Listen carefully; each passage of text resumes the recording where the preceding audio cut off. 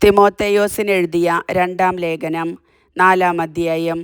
ദൈവത്തിൻ്റെ മുൻപാകെയും ജീവിക്കുന്നവരെയും മരിച്ചവരെയും വിധിക്കാനിരിക്കുന്ന യേശുക്രിസ്തുവിൻ്റെ മുമ്പാകെയും അവൻ്റെ ആഗമനത്തിൻ്റെയും രാജ്യത്തിൻ്റെയും പേരിൽ ഞാൻ നിന്നെ ഇപ്രകാരം ചുമതലപ്പെടുത്തുന്നു. വചനം പ്രസംഗിക്കുക.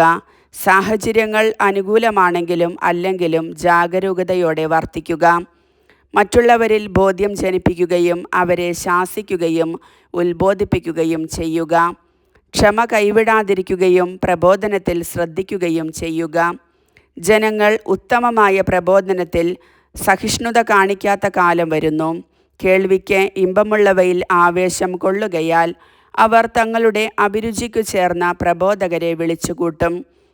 അവർ സത്യത്തിനു നേരെ ചെവിയടച്ച് കെട്ടുകഥകളിലേക്ക് ശ്രദ്ധ തിരിക്കും. നീയാകട്ടെ എല്ലാ കാര്യങ്ങളിലും സമചിത്തത പാലിക്കുക. കഷ്ടതകൾ സഹിക്കുകയും സുവിശേഷകൻ്റെ ജോലി ചെയ്യുകയും നിന്റെ ശുശ്രൂഷ നിർവഹിക്കുകയും ചെയ്യുക. നീതിയുടെ കിരീടം. ഞാൻ ബലിയായി അർപ്പിക്കപ്പെടേണ്ട സമയം ആസന്നമായിരിക്കുന്നു. എൻ്റെ വേർപാടിൻ്റെ സമയം സമാഗതമായി. ഞാൻ നന്നായി പൊരുതി എൻ്റെ ഓട്ടം പൂർത്തിയാക്കി വിശ്വാസം കാത്തു. എനിക്കായി നീതിയുടെ കിരീടം ഒരുക്കിയിരിക്കുന്നു. നീതിപൂർവം വിധിക്കുന്ന കർത്താവ് ആ ദിവസം അത് എനിക്ക് സമ്മാനിക്കും. എനിക്ക് മാത്രമല്ല, അവൻ്റെ ആഗമനത്തെ സ്നേഹപൂർവം ഉറ്റുനോക്കിക്കൊണ്ടിരിക്കുന്ന എല്ലാവർക്കും. നിർദ്ദേശങ്ങൾ. എൻ്റെ അടുത്ത് വേഗം എത്തിച്ചേരാൻ ഉത്സാഹിക്കുക. എന്തെന്നാൽ ഈ ലോകത്തോടുള്ള ആസക്തി മൂലം ദേമാസ് എന്നെ വിട്ട് തെസലോനിക്കായിലേക്ക് പോയിരിക്കുന്നു. ക്രിസ്കസ് ഗലാത്തിയായിലേക്കും തീത്തോസ് ദൽമാത്തിയായിലേക്കും പോയിക്കഴിഞ്ഞു. ലൂക്ക മാത്രമേ എന്നോട് കൂടെയുള്ളൂ. മർക്കോസിനെ കൂടെ നീ കൂട്ടിക്കൊണ്ടുവരണം. ശുശ്രൂഷയിൽ അവൻ എനിക്ക് വളരെ പ്രയോജനപ്പെടും. തിക്കിക്കോസിനെ ഞാൻ എഫേസോസിലേക്ക് അയച്ചിരിക്കുകയാണ്. നീ വരുമ്പോൾ ഞാൻ ത്രോവാസിൽ കാർപ്പോസിൻ്റെ പക്കൽ ഏൽപ്പിച്ചിട്ട് പോന്ന എൻ്റെ പുറംകുപ്പായവും പുസ്തകങ്ങളും പ്രത്യേകിച്ച് തുകൽ ചുരുളുകളും കൊണ്ടുപോരണം.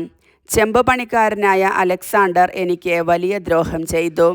കർത്താവ് അവൻ്റെ പ്രവൃത്തികൾക്ക് പ്രതിഫലം നൽകും. നീയും അവനെക്കുറിച്ച് കരുതലോടെയിരിക്കണം. കാരണം അവൻ നമ്മുടെ വാക്കുകളെ ശക്തിപൂർവം എതിർത്തവനാണ്. എൻ്റെ ന്യായവാദങ്ങൾ ഞാൻ ആദ്യം അവതരിപ്പിച്ചപ്പോൾ ആരും എൻ്റെ ഭാഗത്തില്ലായിരുന്നു. എല്ലാവരും എന്നെ ഉപേക്ഷിച്ചു. ആ കുറ്റം അവരുടെ മേൽ ആരോപിക്കപ്പെടാതിരിക്കട്ടെ. എന്നാൽ കർത്താവ് എൻ്റെ ഭാഗത്തുണ്ടായിരുന്നു. എല്ലാ വിജാതീയരും കേൾക്കത്തക്ക വിധം വചനം പൂർണ്ണമായി പ്രഖ്യാപിക്കുന്നതിനു വേണ്ട ശക്തി അവിടുന്ന് എനിക്ക് നൽകി. അങ്ങനെ ഞാൻ സിംഹത്തിൻ്റെ വായിൽ നിന്ന് രക്ഷിക്കപ്പെട്ടു. കർത്താവ് എല്ലാ തിന്മകളിലും നിന്ന് എന്നെ മോചിപ്പിച്ച് തൻ്റെ സ്വർഗരാജ്യത്തിലേക്കായി എന്നെ കാത്തുകൊള്ളും. എന്നും എന്നേക്കും അവിടത്തേക്ക് മഹത്വം. ആമേൻ. ആശംസകൾ. പ്രിസ്കായ്ക്കും അക്വീലായ്ക്കും ഒനേസിഫൊറോസിൻ്റെ കുടുംബത്തിനും അഭിവാദനങ്ങൾ. എറാസ്തൂസ് കൊറിന്തോസിൽ തങ്ങി. രോഗബാധിതനായ ത്രോഫിമോസിനെ ഞാൻ മിലേത്തോസിൽ വിട്ടിട്ട് പോന്നു. മഞ്ഞുകാലത്തിന് മുൻപ് തന്നെ ഇവിടെയെത്താൻ നീ ശ്രമിക്കുക. എവുബുളോസും പൂതൻസും ലീനൂസും ക്ലൗദിയായും മറ്റെല്ലാ സഹോദരന്മാരും നിനക്ക് അഭിവാദനങ്ങൾ അർപ്പിക്കുന്നു. കർത്താവ് നിൻ്റെ ആത്മാവോട് കൂടെ ഉണ്ടായിരിക്കട്ടെ. ദൈവത്തിൻ്റെ കൃപ നിങ്ങളോട് കൂടെ. കർത്താവിൻ്റെ വചനം.